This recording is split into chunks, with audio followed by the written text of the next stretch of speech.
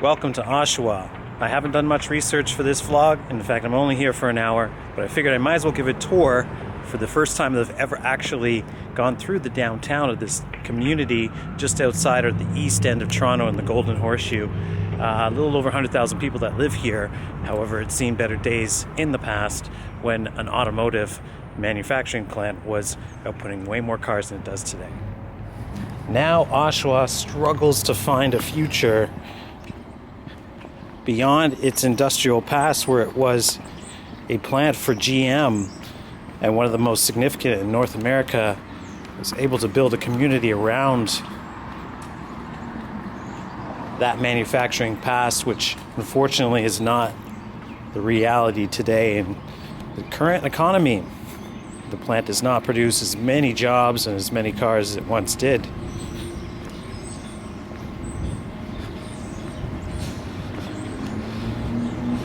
We won't be able to see the plant today, but we will be able to see downtown. I've never actually traveled through the downtown of Oshawa before, so you're going to be joining me for the first time. There is unfortunately some hard times that this city has faced in the last, say, 30 to 40 years since, say, the shrinking of output of the power of the automotive plant based in this community, and which really helped it flourish over the years. You can definitely see signs of revitalization of this city. I've heard nothing but bad things really about the downtown, but it certainly cleaned itself up. We have a brand new condo facility, multi-purpose it looks like. We might go down there later on if we have time.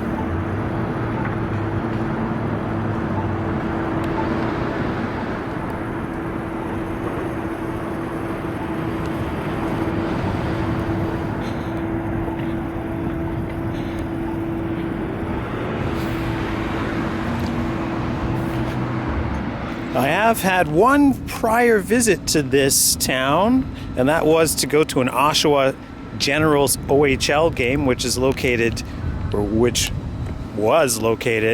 inside the Tribute Community Center. It wasn't called that at the time. Kind of an unfortunate name, but it doesn't really matter because the Oshawa Generals, your most successful OHL franchise in the league's history. So this is really the palace for the OHL. A lot of major NHL players have seen their early days, their early playing career start in a building such as this. It really does feel like one of those sort of Rust Belt, Dust Bowl American towns that's seen better days. Everything's so spaced out in this town too, I've noticed. It doesn't really have like a downtown feel, or I might be missing it. We still have the official downtown to hit, but it's not that far from where we are now, and as you can see, there's just not much life to this area. It's all just space. Not knowing really anything at all about the history of Oshawa. I will say, a viewer can correct me, but maybe there were substantially more buildings in this area before.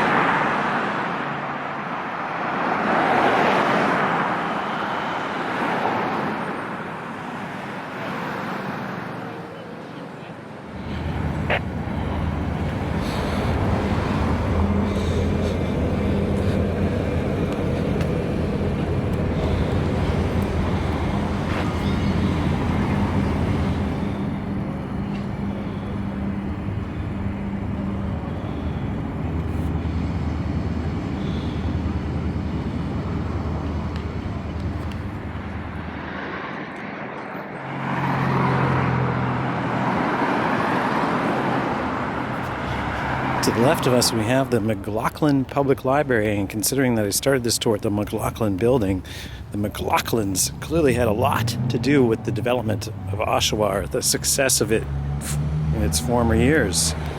And then you have the McLaughlin Gallery, the Robert McLaughlin Gallery. This is the City Hall area of Oshawa, which will be evident with the City Hall that you see right before us.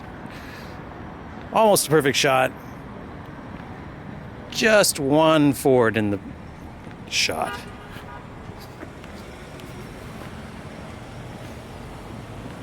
It's actually not that big. It has a nice brutalist example behind it, however. Looks like it was an extension. This right side is an extension to the original City Hall.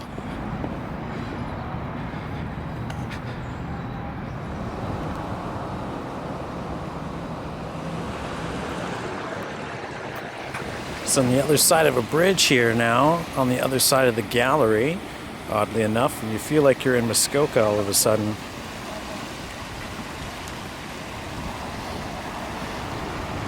However, the other side is not as becoming. You're confronted with the Midtown Mall. If I were to sum this town up, having toured about half of it now, it's a pretty town with not pretty buildings.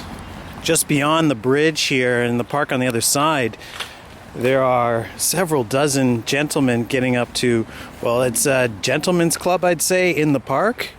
I'm not going to include any footage of it because, yeah, we don't want them all to suddenly want to join in on the video. We're going to head back into the town now.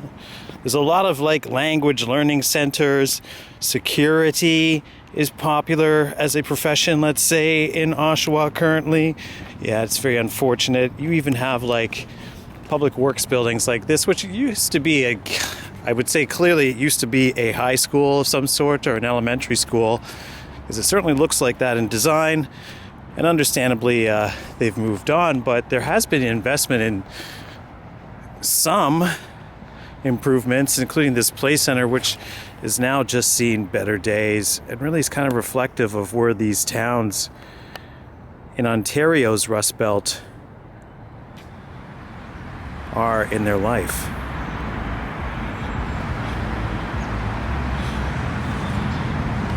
It is quite difficult to actually shoot in this town without infringing on people just going about their day in which way they choose to. But they're always going to react negatively. You can't go around and just say, is it okay to shoot? So I try to exclude as much as I can. But it is kind of like the vibe of this town. I don't know, it gives me a very Chernobyl-ish vibe, and not in the sense of a tragedy that happened to the town, but the fact that it just feels communist. I don't mean to use political terms for a review of a place, but just a lot of people stopping and just watching what you're doing, and they're not going to ask you a question, but you're clearly being watched.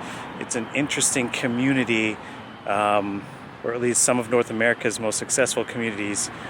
It's interesting to see what they've become in the current state of the 21st century. All right, we have one small area left to check out here, which is actually a major portion of downtown. The other side is City Hall here. Like I said, it's a nice town, but it's not a good vibe. Can indeed confirm that City Hall is actually originally this brutalist building. Ottawa Civic Administration reminds me of the Bay Building in Toronto. Looks like the same architect, but definitely that recognizable brutalist architecture with the poured concrete structure, poured concrete molding of the building itself. We are on King Street, the downtown core of Oshawa. Yeah, like I said, there's not even any recognizable businesses like you would see normally. No recognizable businesses that you normally see in a Canadian town, such as a downtown Tim Hortons per se. There is a famous one that we may stop by on the way out that actually had to close because it was one of the most infamous and crime-ridden establishments in the franchise's history. But as you can see, yeah, it's a dead city. Every corner you take, it's just full of, really nice brutalist examples of the past, such as you see here.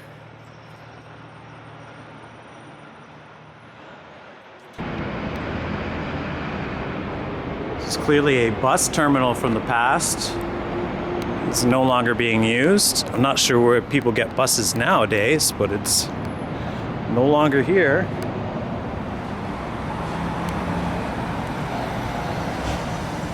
And finally we hit King and Simcoe. It's just sad though, really. Like it just feels like there's no future to a city like this. It reminds me of London a lot, but on a smaller scale. You just don't know. You can't see where it goes from here.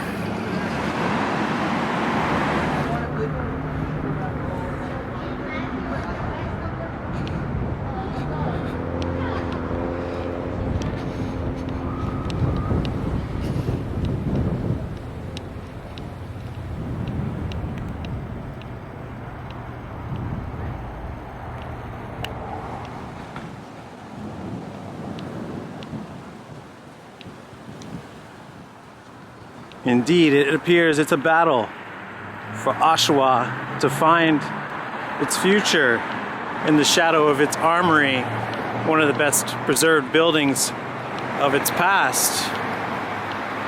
In fact, there's not many well-preserved buildings here in Oshawa, as a matter of fact.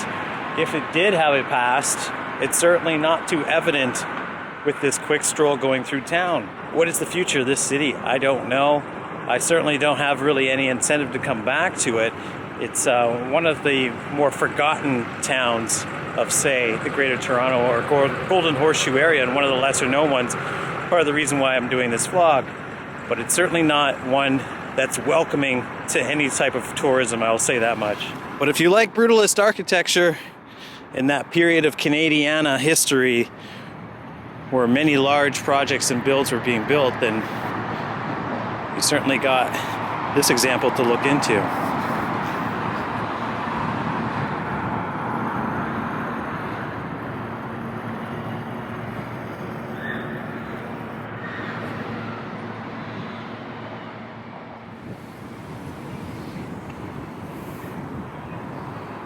Most of what you'll see in Oshawa is change that never seemed to quite come. That'll be all for this quick vlog. Really is just an impromptu visit to a town that I was a bit curious about. I'm sure in the comments, please do give us some insight into what the future may hold to Oshawa, because yeah, I would certainly like to hear about a brighter future to a city that seems really struggling with what its future actually should be.